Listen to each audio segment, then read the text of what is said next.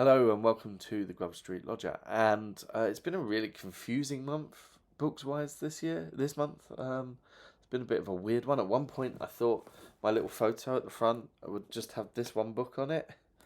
And I'll explain why in a bit.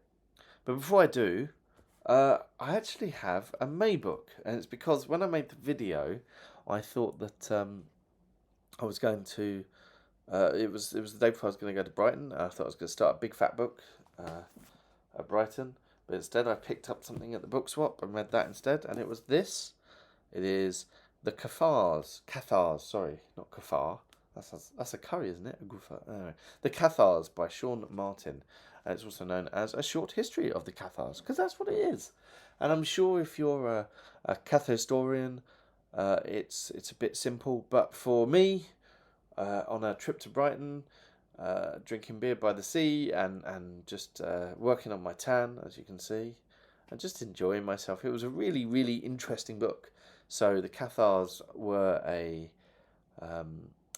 heretical group who sort of located in a particular area, and the Catholic Church declared a crusade against them, the only crusade directed at Christians, though actually Crusaders did burn down Constantinople, but this is the only one intended to.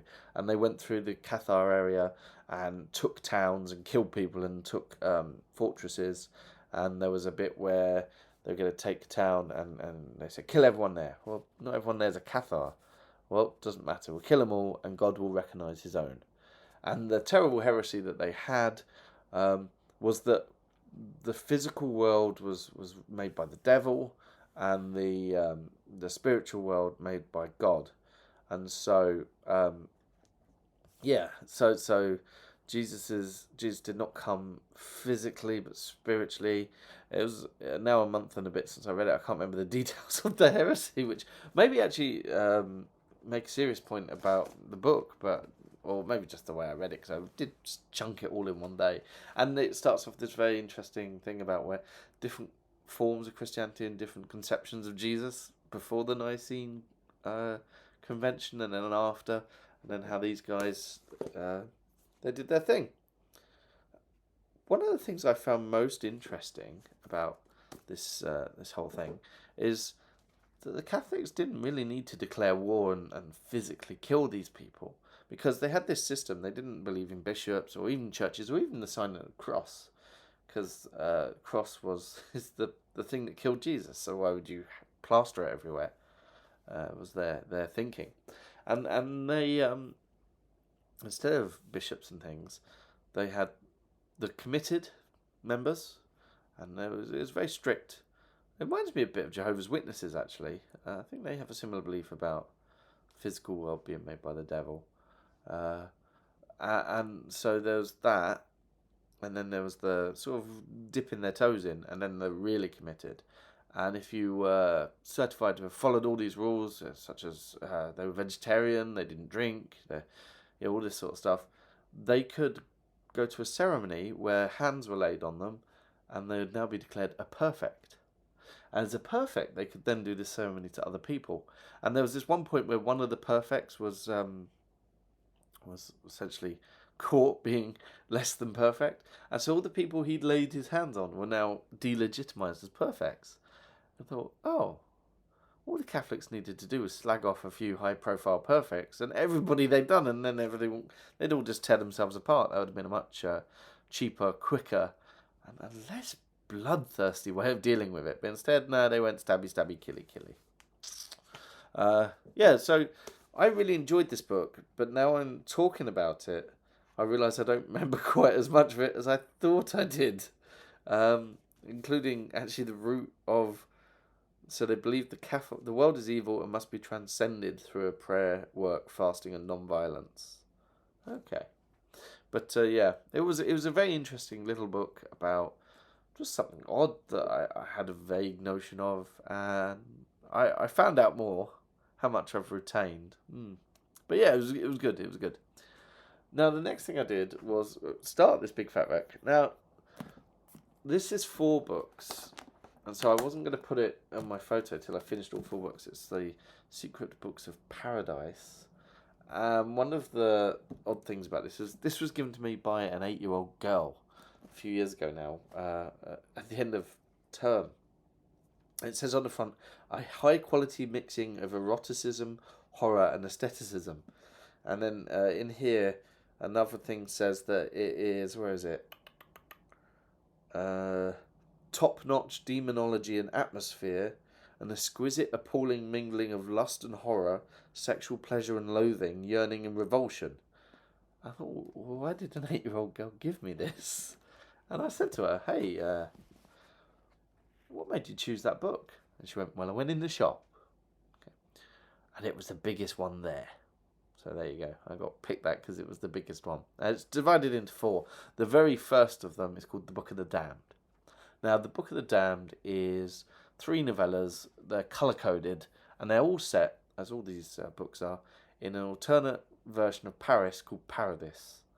And it's Paris with all the decadence notched up 12 notches, and also lusty occult things in the background that come up through the stories.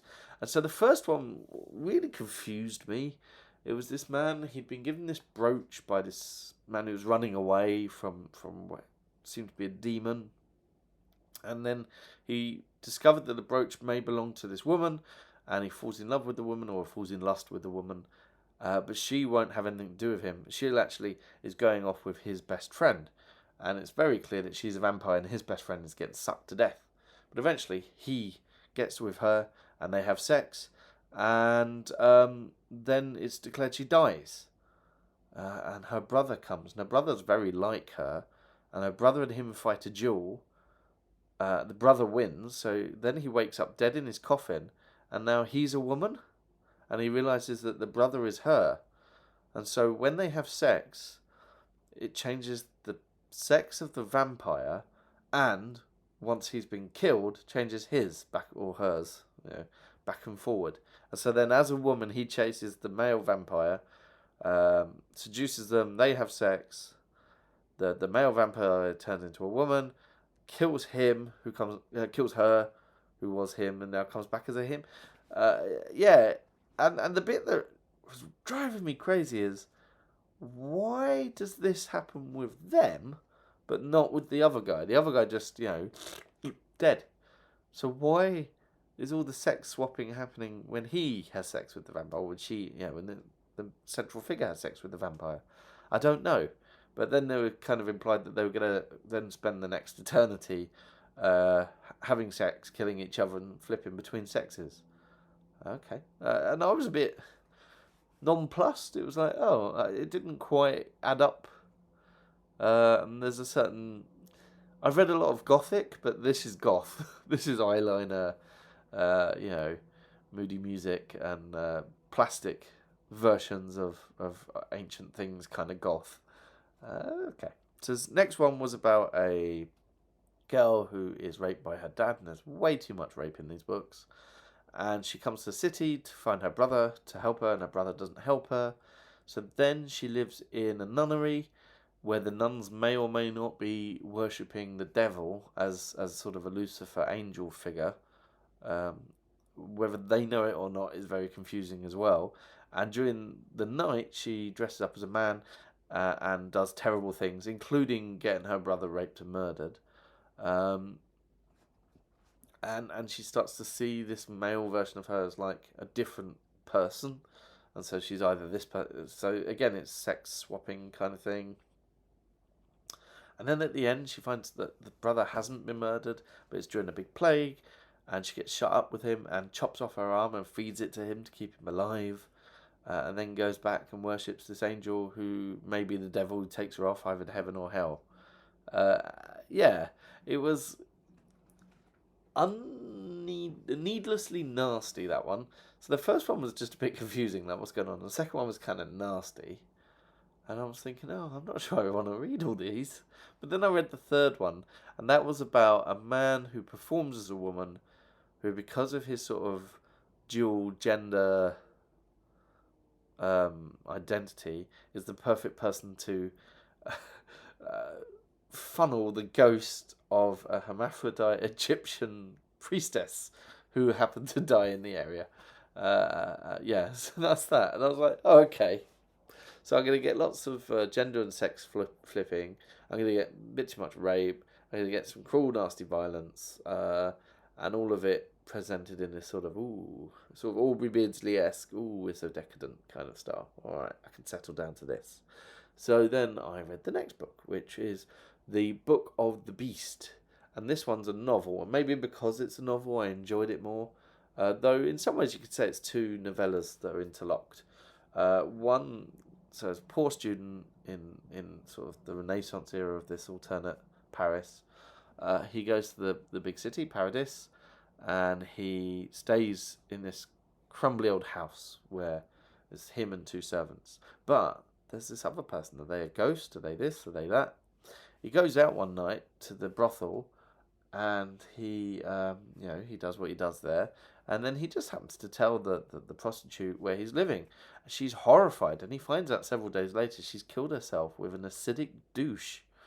So there's something going on here, and then he finds the ghost, and it's a real person, and she was alive hundreds of years before, and she had married into the family, and the man didn't seem that into her, and she got really annoyed, made a love potion, and had sex with him, and that sex turned him into a sort of flesh harpy beast, so like an eagle head and wings. There's a few of these harpy beasts in these stories, and he flies off and eats people now, and he's just a monster. And it turns out that the family has been cursed to turn into these harpy beasts if they're a man, and only occasionally, and if they're a woman, to have a driving need to share it.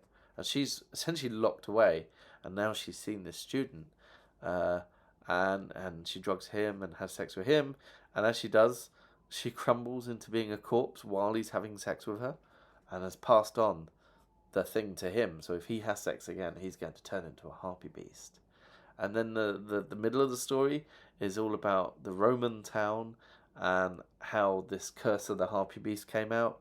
And then the end is all about how you're going to exorcise the harpy beast. And it was, yeah, I mean, the beginning, the bit I've sort of said about, that was the most interesting bit. The Roman stuff was okay as well. But, yeah, it's yet another sexually driven eldritch abomination. These seem to be very, very common in this world.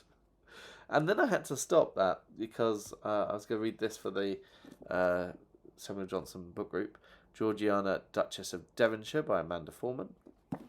And I'd seen the film The Duchess a little while ago, like years ago. I remember it being sort of depressing and Keira Knightley going a lot. And I might make a video comparing the book and the film, because the film is made of the book. It's not just a film about her. And the big difference is, in the film, it's all about how lifeless and depressing it is that she's married this man who doesn't love her, and the man then goes off with her best friend. In reality, her best friend becomes more her friend once she's shagging her husband, and the two women sort of are a unit against him, or they manage him together, and the whole throuple thing works way better than when she was just married to him. And the real problem in their lives is debt. Especially the fact that she keeps lying about her debt, and she doesn't really know how much she owes either. And so the debt is the thing that's haunting them down and making life harder. And then there was all these other interesting bits about politics and Charles James Fox and the Whigs and their opposition, and how Georgiana essentially becomes like a whip, or I thought like Malcolm Tucker. She has an awful lot of just behind the scenes influence here. And that was really interesting. And it was interesting about this throuple. It was, for the Samuel Johnson group, the second throuple book in a row, because the last one had Hamilton, Lady Hamilton and Nelson. This one, it kind of worked better. And then they gathered all their children together, and all their children got on, and it seemed kind of nice, in terms of, these things. It made her less lonely and less alone. It was her and her friend, against their cold husband, who, she began to have a better relationship as she grew older as well. Still not the happiest life. It's still quite a tragic life. you're still essentially a baby machine trying to get an heir, and in society, just the smallest thing can upset you and ruin things for you. But at the same time, you can get away with quite a lot. So I don't know. I quite liked it. It was thrillingly told, and I liked the fact that it wasn't just misery. There was a lot of pleasure in it as well, and a lot of I don't know. You could see why being her wasn't completely awful and completely narrow and constrained. There was stuff that she could and did do, and yeah, there we go. So then I went back to these, and the next one was a collection of short stories called The Book of the Dead, and it has the best narrative voice, because there's this. It's almost like the Crypt Keeper, and he's going from grave to grave telling these different stories of the dead person in the grave. And also it's going through the history of the city, so the earliest grave is the earliest in the city, and the later in the latest.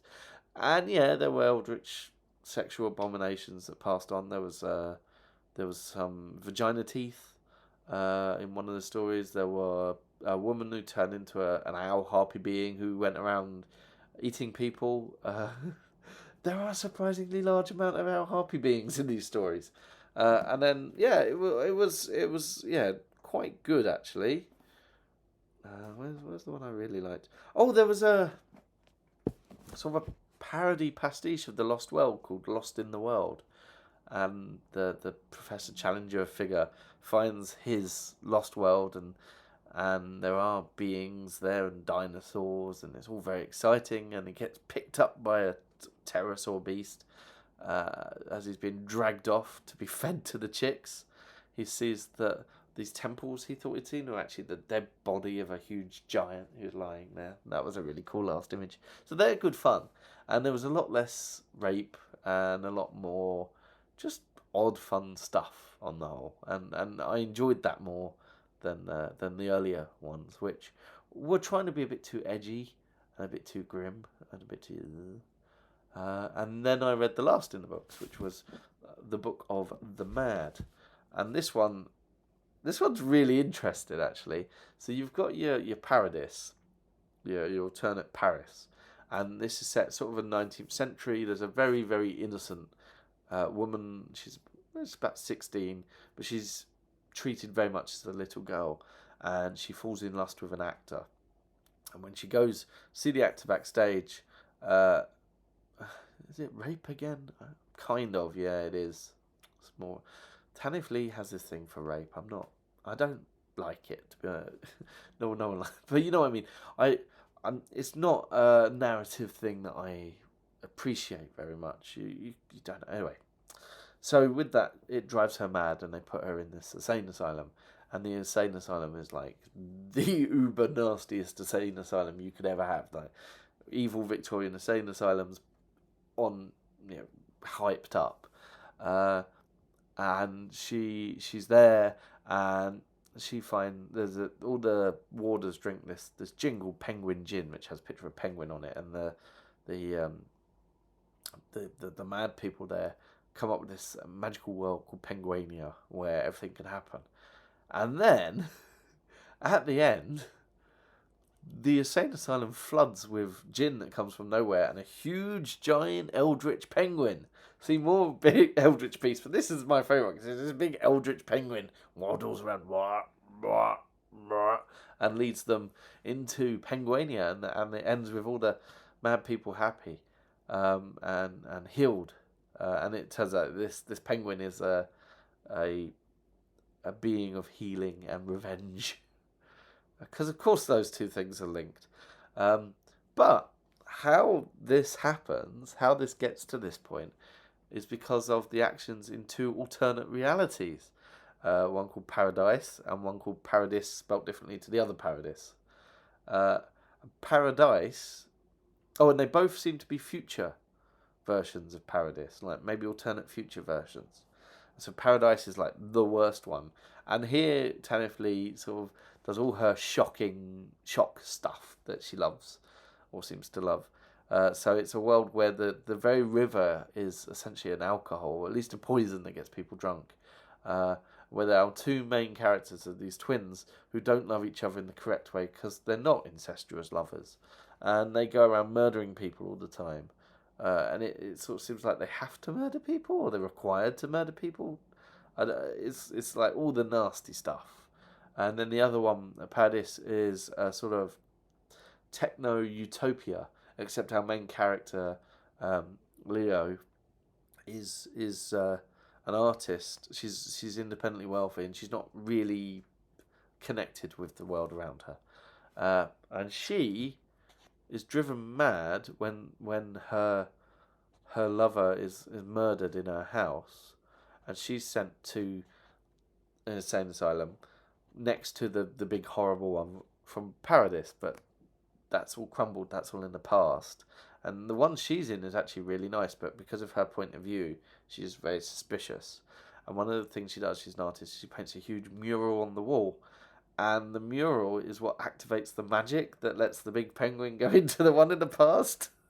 So the evil Paradise world, where the twins are, they have the ability to travel through an ice labyrinth to get to Paradis, where the artist is. You keeping up? And their actions essentially steer her to the madhouse that allows her to paint the painting to save the people in the madhouse in the previous one. So it's all tied together, and it's kind of clever and kind of fun. And there is a huge kaiju penguin at the end of it. So yeah, as a thing, I'm not gonna seek much Tanith Lee. The sort of the gothy, edgy. I'm wearing lace gloves, lace stockings on my arms. Element of it is just a bit too much for me. There's a bit too much sort of rape, or how terrible. Oh, I'm gonna pluck your eyes out, or kill you with vaginal douches. But there were good aspects to all of those things, and especially that last book with the big penguin at the end. I'm happy I read it in the end. And thank you to the 8-year-old girl who gave it to me. Now, the last thing I read was, because that book's really heavy, and I like to have a book at work, especially at the moment, because there's a lot of staff turnover, and there isn't always people to talk to in the staff room, and there sometimes is, and there sometimes isn't, so I like to have a book around. So I read this book called My Goat Ate Its Own Legs, which is very cool, because the goat has taken a bite out of it. It's a collection of short stories by this man called Alex Burrett, or Burrett. But they're not really stories. Most of them don't have a story. They're just funny ideas. So My Goat Ate Its Own Legs is the man's left his farm, and the automated feeding thing hasn't quite worked, and the goat's got very hungry and eaten its own legs, and that's it.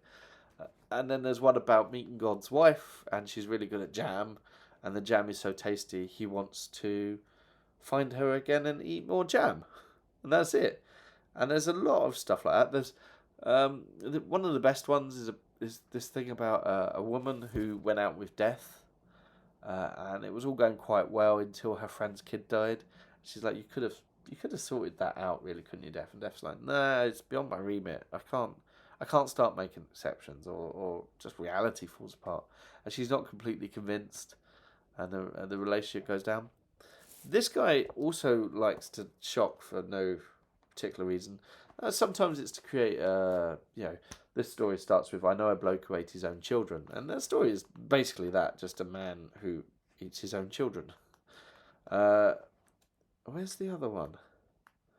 There's one about this person who can astral project, and she astral projects at the beginning in a universe and discovers that the whole universe is just God's turds. And she sees God shitting the universe out. There's one about a sniffer dog who becomes a coke fiend, and has replaced the coke fiend, his coke habit, with tea, and so now you need to walk him all the time because he needs piss. Yeah, I don't know. It didn't quite work, a lot of these.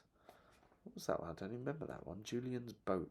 Oh yeah, about a guy who wanted to build a great big boat. They build a great big boat, they launch it, he turns it and it snaps.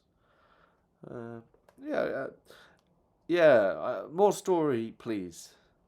Good concepts, more story. Or no, interesting concepts, more story. The most sustained story in this is a retelling of Beth Gellert. The story of the man who kills his dog because he thinks he's killed his baby. and then it hasn't. It's been defending its baby, and dogs killed off a bunch of wolves and things like that.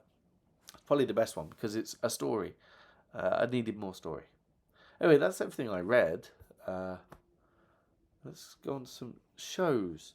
So the first thing I saw was called Frankie and Beausy, and Frankie and Beausy are two very seasoned, I was tempted to write in a review, over-seasoned stage veterans.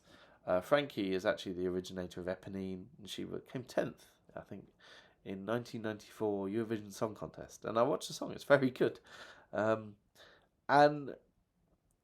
they're singing a bunch of songs, soul songs, popular songs, crooner songs, musical songs, and they're also using it to tell a very sort of mundane love story about Frankie and Beausy meeting at a train station and falling in love, getting married, and then finding it hard to be married.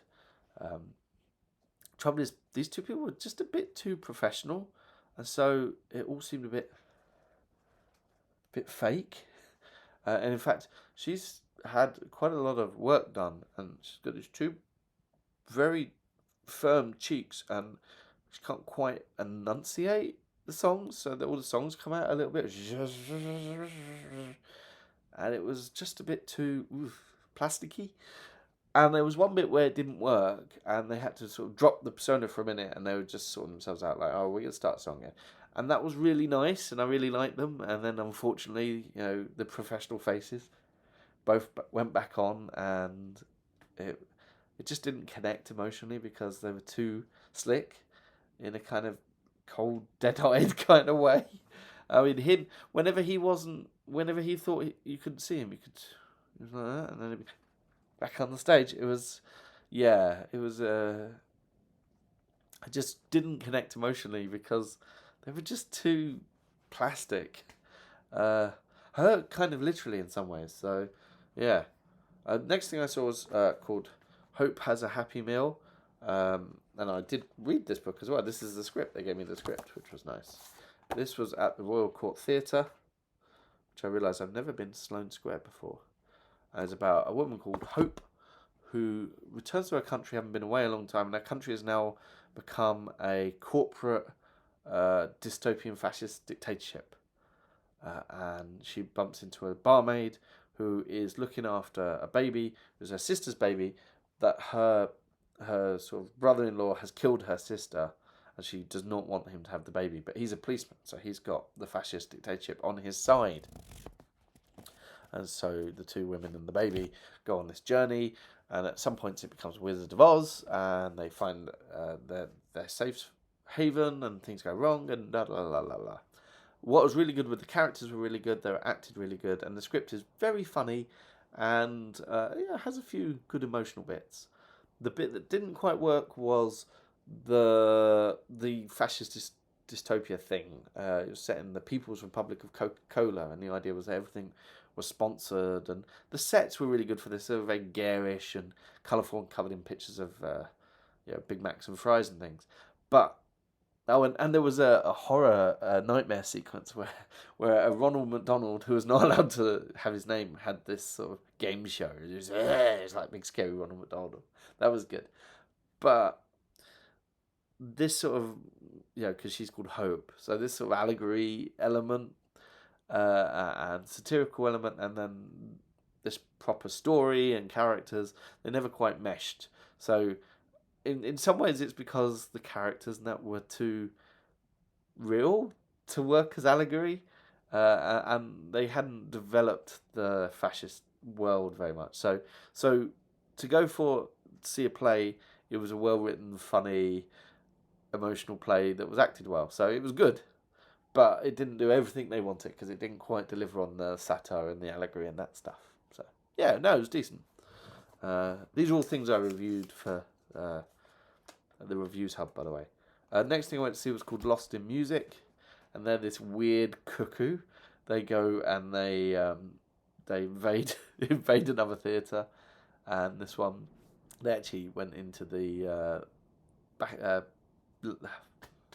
Back to the Future one, so it's quite fitting. And it's a band, and they played disco music And it's all the classics. There was a bit of Sister Sledge, a bit of Rose Royce. There was Earth, Wind and Fire set. There was this, that, and the other. It was really good.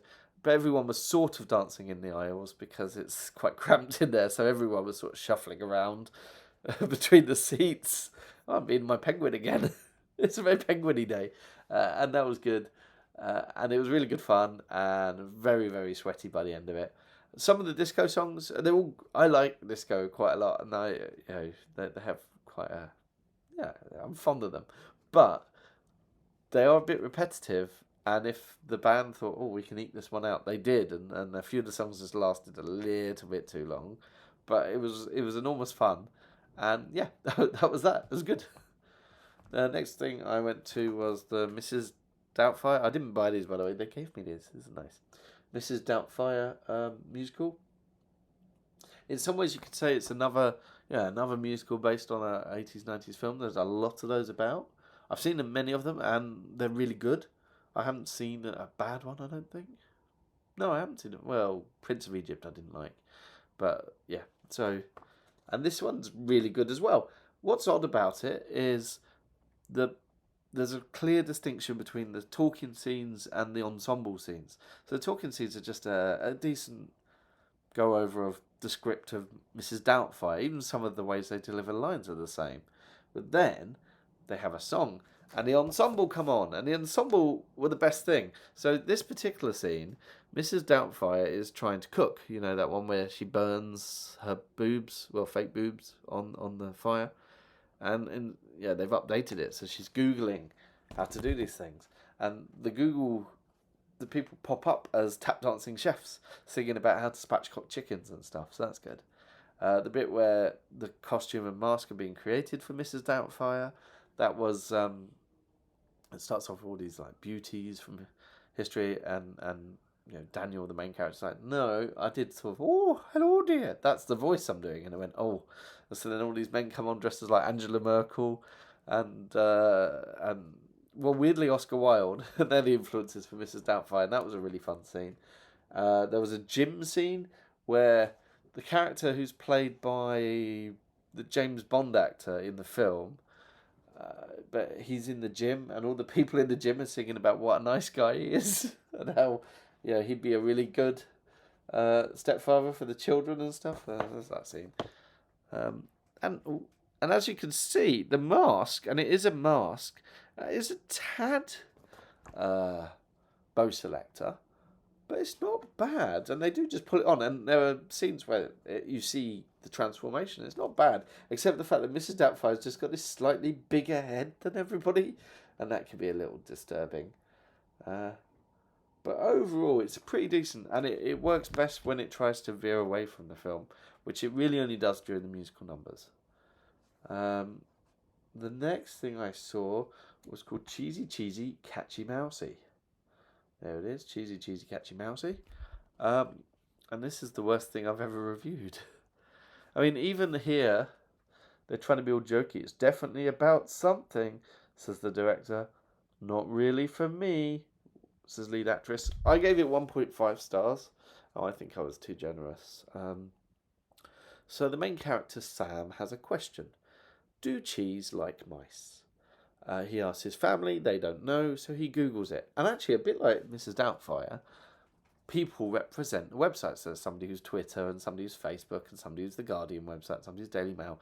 And it's all really on the nose, and they don't answer his question. They just bicker. And as they're bickering, he starts shouting, do cheese like mice, do cheese like mice. This is 90 minutes long, this thing, by the way.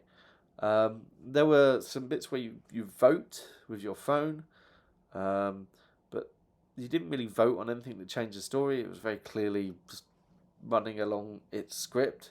The script was trying to be cheeky and self-reflexive, but it kind of sounded insecure. And then at the end, it fell prey to the common scriptwriter's problem. Oh no, something's got to happen. And so now he gets so frustrated he doesn't know whether cheese like mice, he stabs his mum and shoots himself. And the whole way through, because it's 90 minutes long, and the main character has said, do cheese like mice. No. Do mice like cheese. Do mice like cheese. about 75 times now, and I know the answer. Mice are indifferent to cheese. They prefer nuts and grains and pulses, but they will eat cheese if it's there. And I was physically biting my lip to not stand up and go, no, they don't much. There's your answer. I've put you out of your misery, now please put me out mine. It was very bad. Sorry, cheesy, catchy, mousey. I mean, some people would say that I should have guessed it wasn't going to be good because it's called cheesy, catchy, mousey. But I thought maybe that could have been good. But the next day, in fact, I went to see this thing here called Touch Miracle by Tanith Lee. He is a close-up magician. And he got wows from the audience and gasps and lots of stuff with cards and paper, and he was kind of just quietly funny. And the best thing he did probably was with this fork. So you've seen spoon bending where he managed to fork bend. There's a bit where he's moving his hand and the fork is moving about, and then he did this, and then the teens of the fork sort of splayed out into a flower. It was good. And there was one trick he did where it was swallowing needles and swallowing a thread, and then he pulls out the needles threaded on the thread. I know how that one's done. And I'm sure actually a lot of the tricks that were done in it weren't original particularly, but he did them well and you couldn't see where the seams were. And in fact, his presentation was such you weren't looking for them. It was only afterwards. I was like, oh, right, yeah, they could have done that to do that. Things like that. So yeah, if you get a chance to see Tanith Lee, he's very good. I liked him a lot. Then a couple of days later, I went to see Tarantino live at the Riverside Studios, and that is so you've seen films of Tarantino. They have really good music, so that's the first thing. People playing those songs live Misalou, Comanche, Little Greenback, all these songs that were popularized through Tarantino films, and then some singers singing sort of 70 songs that fit in, and all the cast were brilliant. It was staged in a sort of three thrust stage, three sides of audience. They walk out, they walk among, they walk around the catwalks at the back, a little bit like Newsies, but they didn't fly overhead or do lots of jumping. But still, lots of good choreography, lots of fun sort of Temptations moves. There was bits where all the men were walking and they'd be like, in time with the music. It's still my penguin. I'm just being a penguin today. And all of that was brilliant. They did scenes from the films. I thought some of the audience were a little bit sycophantic because, to be honest, Royale with cheese, bit of an old line now. Though you still, well, it's yours. Oh, it's the one that says bad motherfucker. There's still some good bits in there. And then there's the structure.